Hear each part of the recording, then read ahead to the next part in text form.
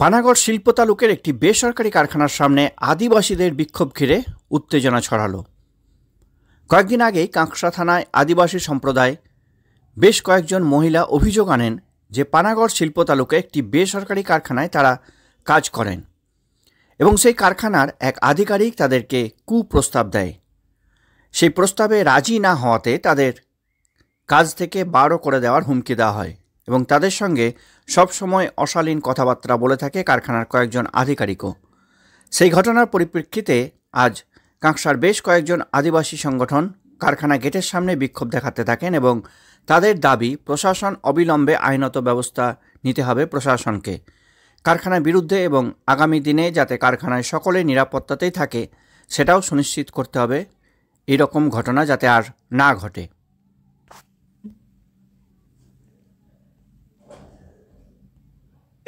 আদিবাসী সম্প্রদায়ের মহিলারা যারা কাজ করতো তারা একটা বিস্ফোরক অভিযোগ করেছে, কুপ্রস্তাবে সায় না দিলে তাদের কাছ থেকে বার করে দেবে। আপনারা কিভাবে এটাকে দেখছেন?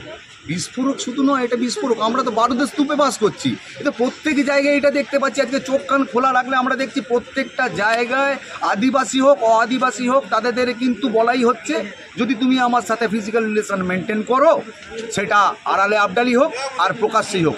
আজকে আমরা যে দিদিগুলো ছিল, যে বোনেরা আমাদের সমাজ থেকে এসেছেন, আজকে আমরা সংগঠন থেকে বিলং করি অবশ্যই, কিন্তু আজকে উনি আদিবাসী কেন আদিবাসীও হতে পারতেন। সেখানটা আমাদের নৈতিক দায়িত্ব, আমরা যেহেতু সমাজে বাস করি, সেই সমাজকে বাবা মা ভাই বোনকে প্রত্যেককে নিয়ে আমাদের সমাজ গঠিত, সেই সমাজে মেয়েদের ওপর চোখ তুলে তাকাবে আর আমরা চুপ করে বসে দেখবো, সেটা কিন্তু কোনো।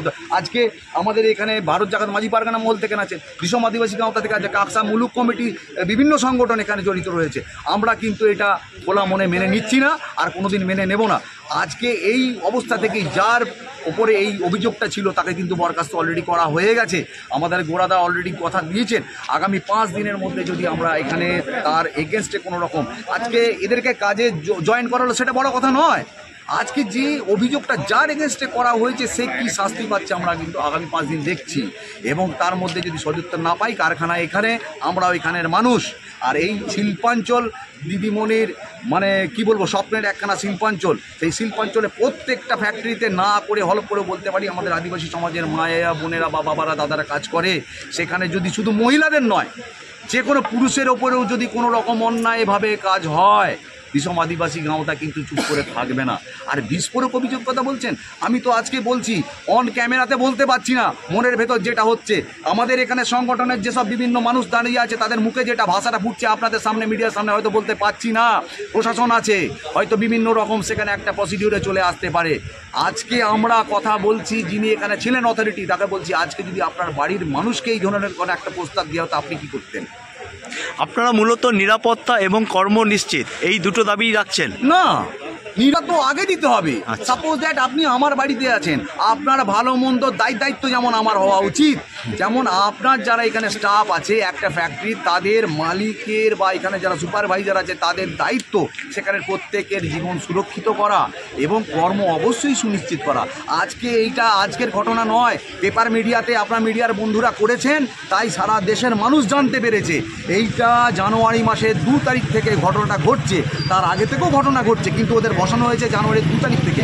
এনারা বারবার এসেছেন, বারবার কিন্তু রিফিউজ করে দেওয়া আছে একটাই, যে আপনাকে কিন্তু আমাদের সঙ্গে ফিজিক্যাল রিলেশন মেনটেন করতে। কোন দেশে আছি আমরা মশাই? ভারতবর্ষ স্বাধীনতার 77 বছর 78 বছর পার করতে চললো, এখনো সেই কৃতজ্ঞতা আছে নাকি? আমরা মুখে অনেক কিছু বলতে পারি কিন্তু মিডিয়ার সামনে সেটা বলতে পারছি না। আগামী দিনে আন্দোলন আরো চলবে, আগামী দিনে আন্দোলন আরো বৃহত্তর হবে। আজকে আমাদের দাবি ছিল যদি না কেউ আসতো, সামনে এখানে আমাদের হাই রোড আছে, আমরা হাই রোডে গিয়ে বসতাম, দেখতাম প্রশাসনের কোন লোকটা আমাদের কী করছে। অবশ্যই নিজের সমাজের জন্য নয়, নিজের মানুষের জন্য নয়, মানুষ হিসেবে মানুষের পাশে দাঁড়িয়েছি একটা আদিবাসী সংগঠন হিসেবে। আগামী দিনে যে বা যারা যে কোনো ধরনের প্রবলেমে পড়বে, বিষম আদিবাসী গাঁও তো সবসময় আগে ছিল, আছে আর আগামী দিনেও থাকবে। ঠিক, আপনার নামটা? আমার নাম বুবুন মান্ডি।